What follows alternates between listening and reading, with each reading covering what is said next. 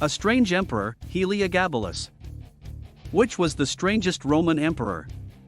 Elagabalus, or Elagabalus, ruled the empire from 218 to 222 and was undoubtedly the strangest emperor ever to ascend the throne.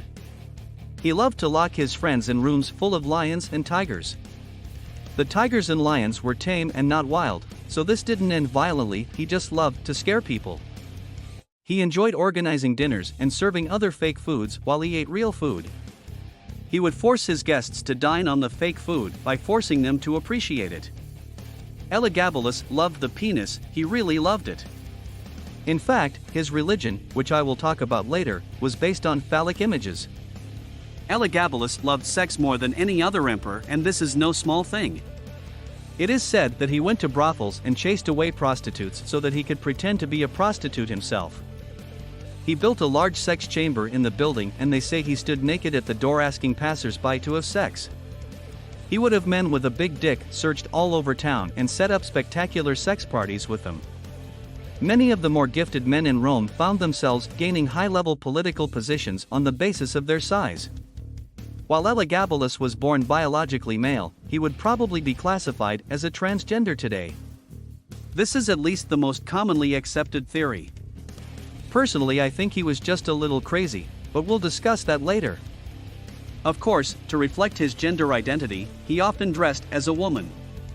His longest relationship has been with his chariot driver Hierocles. Heliogabalus liked to be called the wife of Hierocles or the queen of Hierocles.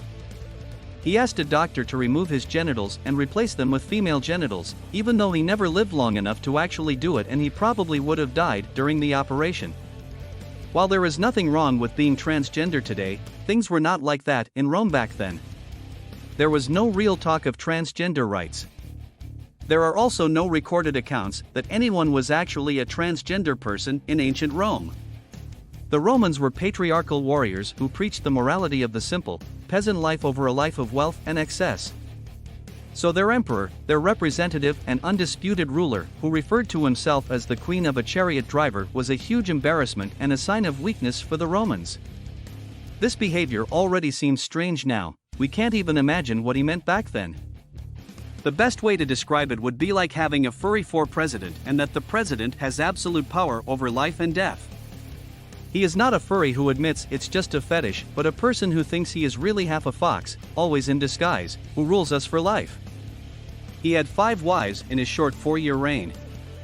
He would abandon them or return to them as he pleased. His most controversial marriage was to a Vestal virgin.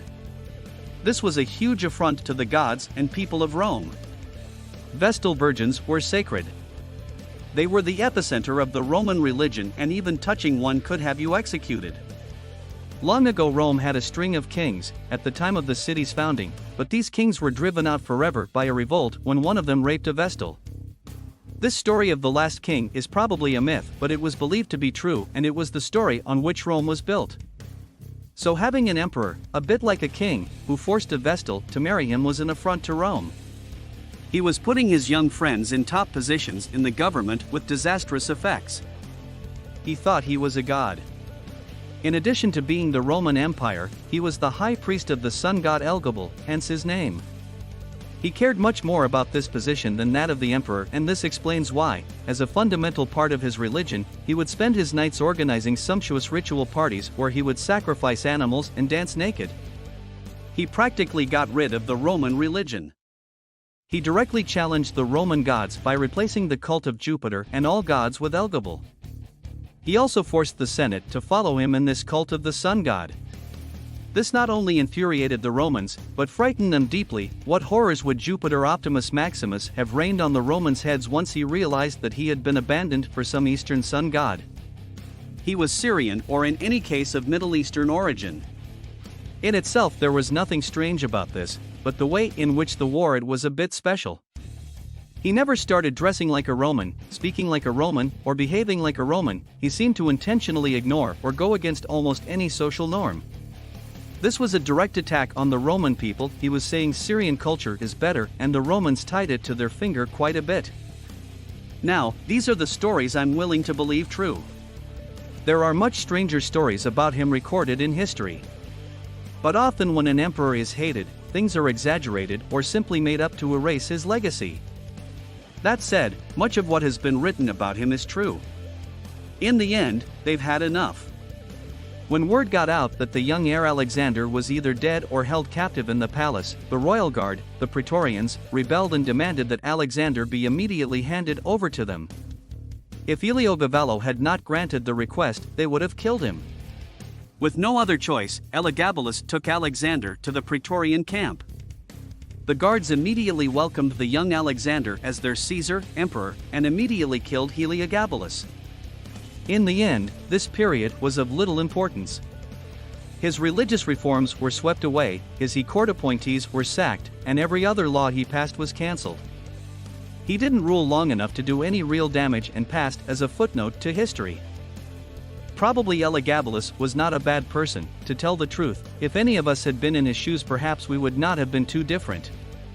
He was only 14 when he became emperor, and the 14-year-olds with power became terribly authoritarian and exalted. We all have excesses and flaws in our personalities. We hold back our impulses and desires due to our maturity, which is why children are not very moderate or patient. We are also held back by life. Maybe you would like to gamble, but your limited income prevents you from gambling a lot.